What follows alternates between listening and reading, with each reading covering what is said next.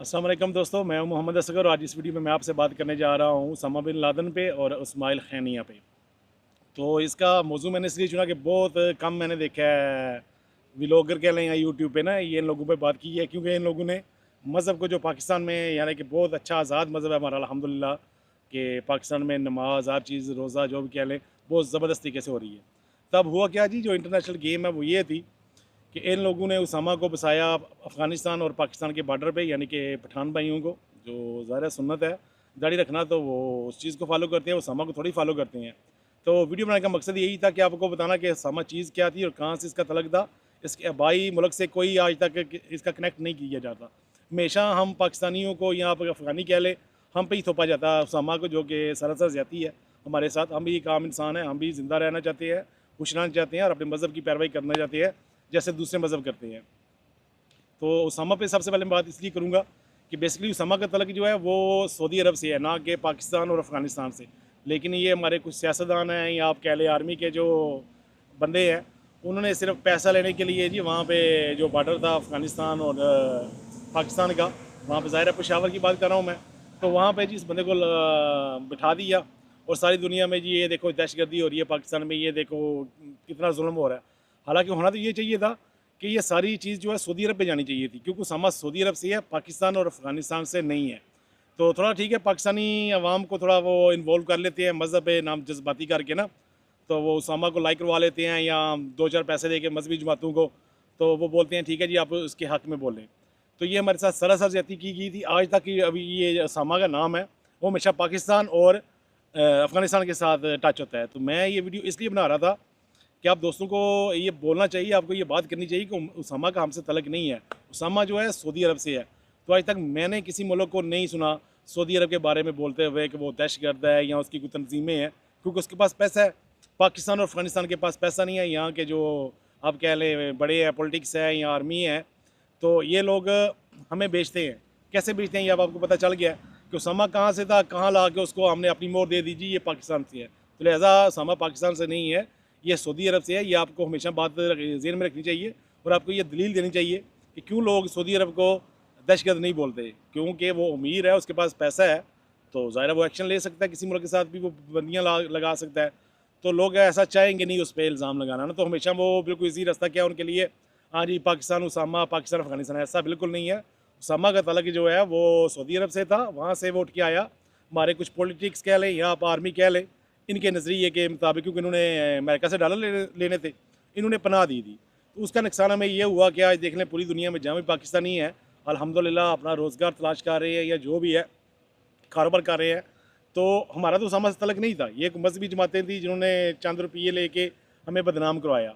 तो बेसिकली मेरा ये मानना है कि उसामा ने ऐसा कुछ नहीं किया इस्लाम के लिए जितना उसने इस्लाम की इज़्ज़त को दाव पे लगाया, यानी कि ऐसा कुछ खास इस्लाम के लिए किया नहीं है, बल्कि उल्टा इस्लाम को बदनाम किया उस बंदे ने। तो उस बंदे पे ये जो बात मैंने करनी थी वो तो मैंने कर ली। अब बात करते हैं जी इस्माइल खानिया पे, खानिया या हनिया है। तो ये भी जनाब देख लें आप फ़लस्तीन से हैं, हमास से हैं। तो ये जनाब बैठे थे जी ईरान में। हालांकि चाहिए तो उनको ये था ना, फ़लस्तीन जो है हम पाकिस्तानी को भी उसका दर्द है, तो इनको चाहिए था यहाँ वो पाकिस्तान से बात करते हैं, नहीं तो कतर है, सऊदी अरब है, हालांकि कितने मुस्लिम मालिक हैं, या इंडोनेशिया है, मलेशिया है। तो ये जनाब भी अब वो उधर थे ईरान में।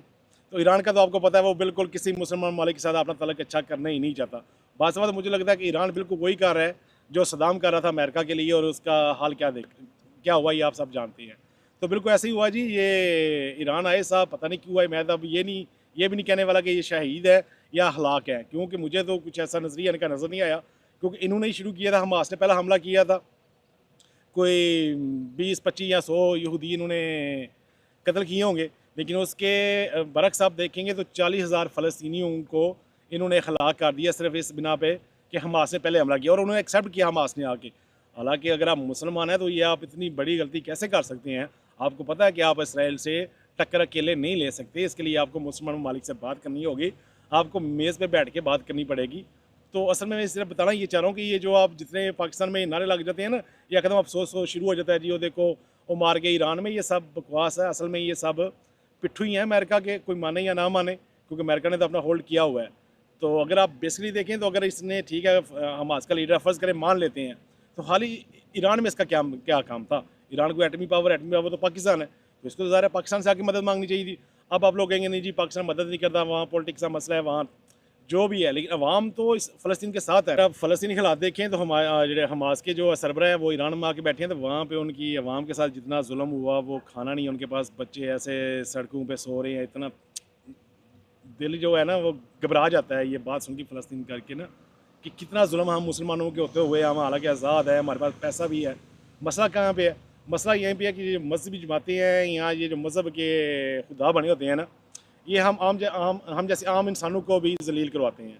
तो मैं सिर्फ इस वीडियो में यही आपसे रिक्वेस्ट करना चाहता हूँ, चाहे वो हमास है, चाहे वो उसामा है, चाहे वो सदाम है, कोई भी मुस्लिम जो है वो ऐसे आके कहता है ना आपको कि हम इस्लाम को बचाएंगे, हम जंग लड़ने जा रहे हैं, तो सब झूठ है। इस दौर में ऐसा कुछ नहीं चलता जब तक आप मेज़ पे बैठ के बात नहीं करेंगे। तो बहुत शुक्रिया दोस्तों, उम्मीद करता हूँ कि इस वीडियो में मैंने आपको बताया कि कैसे ये लोग इस्लाम को बेचते हैं और कैसे इस्लाम को बदनाम करते हैं, बजाय इसके कि इस्लाम का नाम जो है आगे लेके जाएं। बिल्कुल नहीं, इनके अपने मफाद होते हैं, यहाँ आके बैठ जाते हैं, यहाँ पे 2-4 वीडियो शूट करवा लेते हैं और बोलते हैं जी हम अमेरिका को ख़त्म कर देंगे, हम इसराइल को ख़त्म कर देंगे। बस इन्होंने नारे लगाने होते हैं और इनकी इस बारे में आप कह लें तहकीक ज़ीरो है। इनको बिल्कुल कोई पता नहीं क्या कहाँ की सूरत हाल कैसी है, ये सब झूठ बोलते हैं, हमें सिर्फ मजहबी तौर पर इमोशनल करते हैं।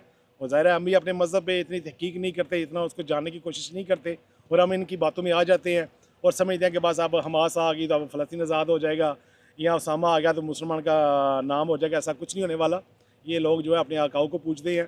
तो उम्मीद करता हूँ कि मैं इस वीडियो में जो मैसेज देना चाहता था वो आप तक पहुँच गया है कि खुदारा इन लोगों के पीछे मत जाइए, रब की ज़ात है, आप उससे दुआ कीजिए, इंशाल्लाह सब बेहतर हो जाएगा। इंशाल्लाह बहुत जल्द आप देखेंगे कि मुसलमानों का अरूज हो जाएगा। लेकिन कब होगा?